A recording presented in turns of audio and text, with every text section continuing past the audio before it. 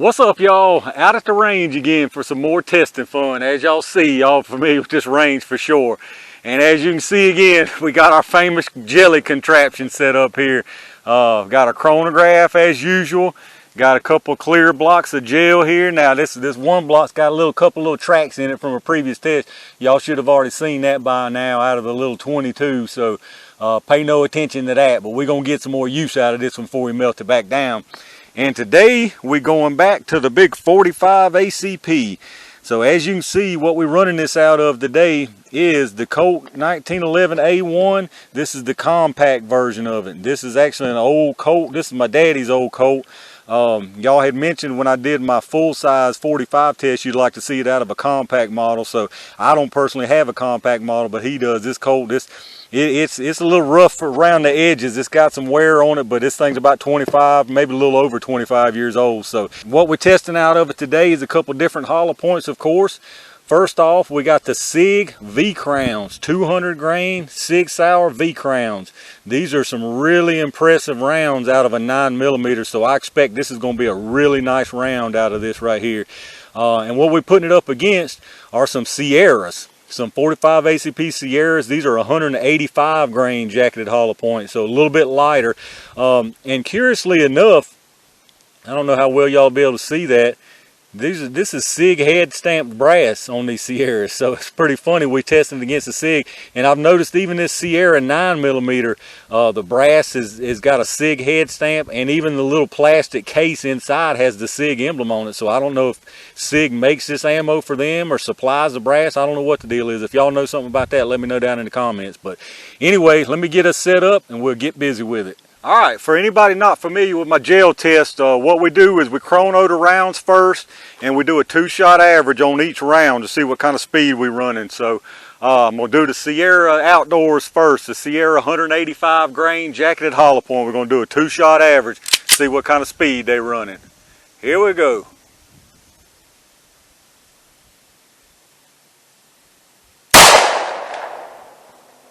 .1465.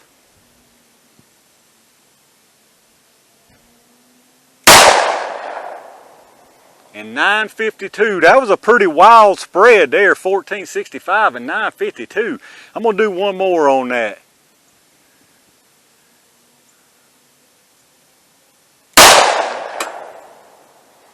And 1014. So this ammo seems to be a little bit inconsistent, but let's get a 3-shot average and see what that is. So a 3-shot average on the Sierras is 1,143 feet per second. So we'll do a 3-shot average on the SIG V-Crowns to make it fair. So let's see what they're running. All right, here we go with the SIG V-Crowns 200 grains jacketed hollow point. Like I say, I was very inconsistent on that Sierra, so we're gonna do 3 rounds on this V-Crown also, just to keep it consistent as we can.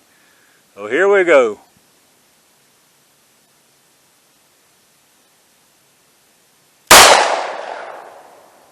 .833.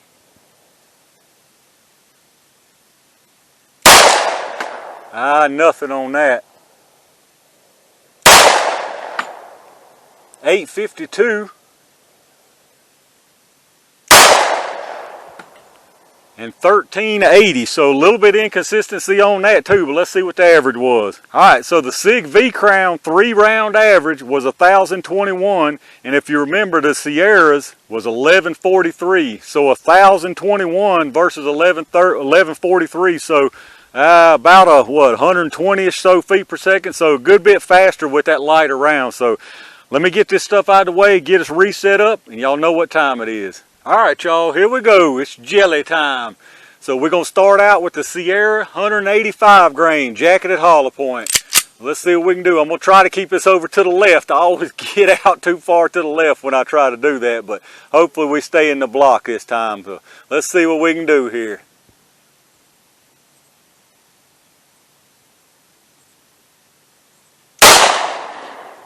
Alright, nice clean hit. So let's go down there and see what happened.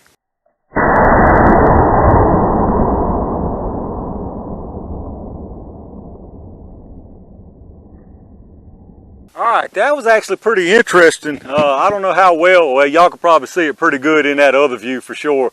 But we got a lot of rebound off that projectile. That's the first time I've seen any of the projectiles rebound quite that much. So we'll take a look at it here in a minute after we get this one through it. But now it's the 200 grain SIG V-Crown. So let's see what this old V-Crown will do. I've been very impressed by the 9mm version of this, so I'm expecting this to perform very well. Let's see what we get. I got to be tricky about this shot placement here. So let's see. We'll go there. I think I went too doggone low on that.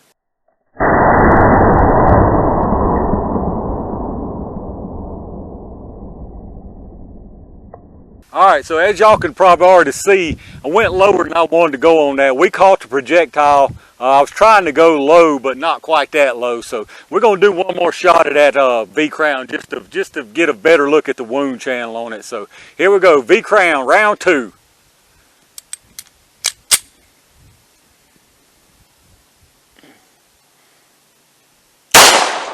There we go, much better on that one. I'm pretty sure that was much better.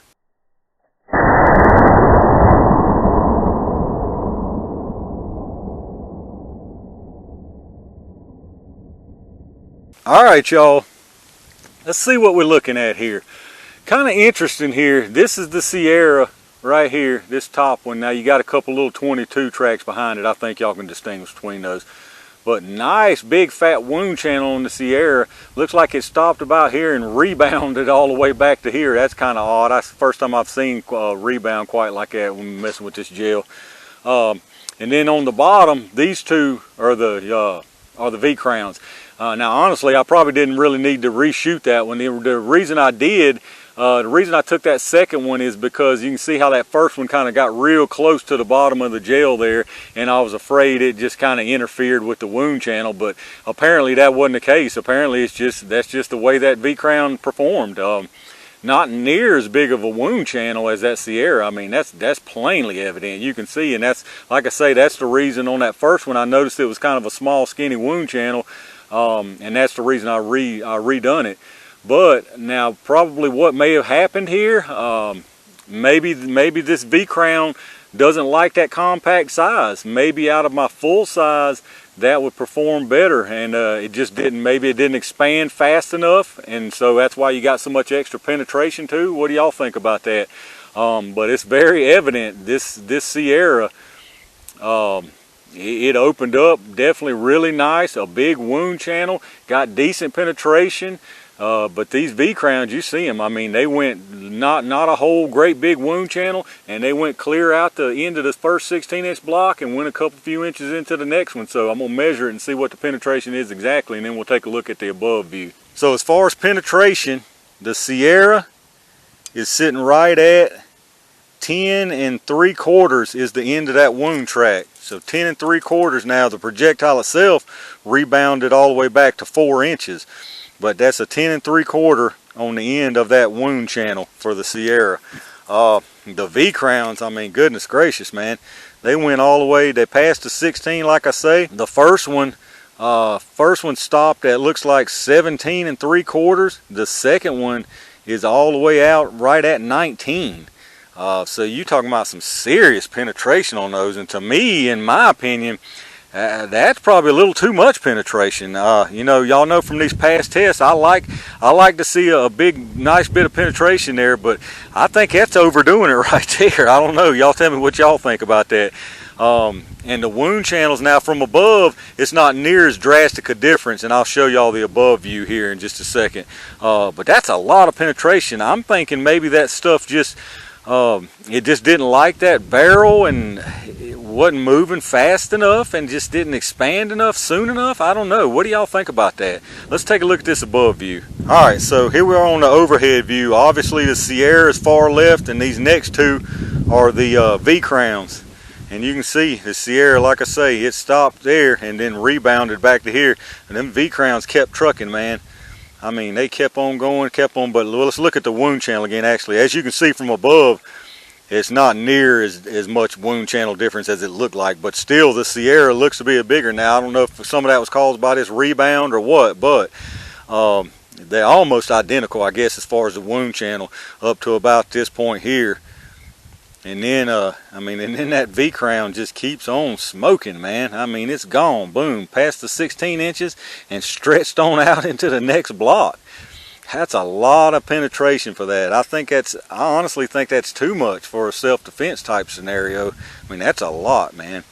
I don't know. What do y'all think? I'll give you another angle here. But as you can see, the wound channels, they're pretty doggone close when you're looking at it like this. And maybe the rebound is what caused it to be extra on the Sierra. I don't know. It's hard to say on that. I don't have a high speed camera, so you can't really tell. But you can see where the Sierra stopped there and then rebounded back. And them V-crowns just kept on trucking. All right, y'all, let's take a look at what we got right here. This is very interesting information right here. Here's your Sierra. I mean, and this Sierra opened up huge. I mean, it expanded like there ain't no tomorrow.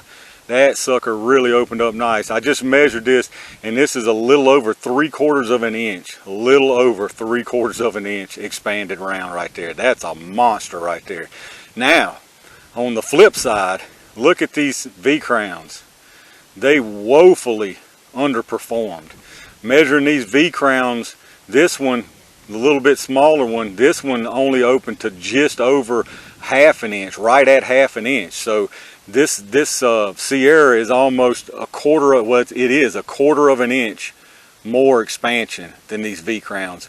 But you can plainly see, y'all should have already seen the 9mm V-crown video I did already by now.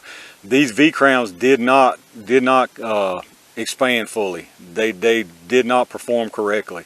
If the 9mm video, you can see they opened up perfectly. You can see this is way under expanded. They did not expand like they were supposed to. So that tells me these V-crowns don't like a compact barrel. So that's why I'm saying this is actually some really good information out of this test right here. That compact barrel definitely prefers this lighter load, this 185 grain. This 200 grain V-crown, it did not like these loads. It didn't get it moving fast enough to get this expansion that it needed. I mean, you can plainly see it did not finish expanding. If you seen my 9mm video on the V-crown, I'll put a link to it up above. You can see what these things are supposed to look like fully expanded. And it did not do the job. So that tells me if you're running a compact, the V-crowns, 200 grain V-crowns are not the one for you. Or I guess I would go out on a limb and say anything heavy like that is probably not what you want if you're looking for expansion with a compact 1911. Now I'm very curious to see what these will do out of my full-size 1911, and I'm definitely going to be doing that because I want to see what these V-crowns can actually do in a full-size. I think this is just a case of this compact 1911 does not like this heavy round. I mean, you can see it woefully under-expanded. I mean, big time. This Sierra knocked it out of the park on expansion. I mean, huge, nice, big, fat piece of lead. So this is some very interesting information. What do y'all think about this? Do you think I'm on the right track here and it was a case of that short barrel just couldn't get these things moving fast enough to finish the expansion on them? Let me know down in the comments. What do y'all think about this? For me, in this case, there's not even a question which one I would carry with that compact 1911. If I had this choice of these two rounds, it's this Sierra all day long. Not even a question. All right, y'all, another jelly test in the books, man. We're getting a bunch of them done. I really enjoy doing these things.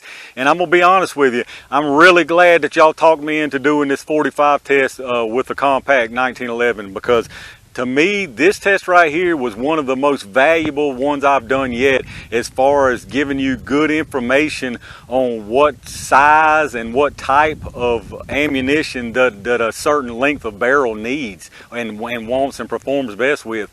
You know, the previous one I did with my full-size 1911, and y'all had mentioned, you know, we were talking about how well that UMC did, but it got a lot of penetration, and y'all had mentioned maybe try that with the compact and see if it actually expanded enough or what it would do in that. And instead of doing that again, I just figured I'd put a couple new rounds. And like I say, I'm very glad y'all talked me into doing this because this was really eye-opening to what a shorter barrel prefers and what it doesn't. Because in my opinion, what I'm seeing right here is that V-crown does not like coming out of a shorter barrel like that.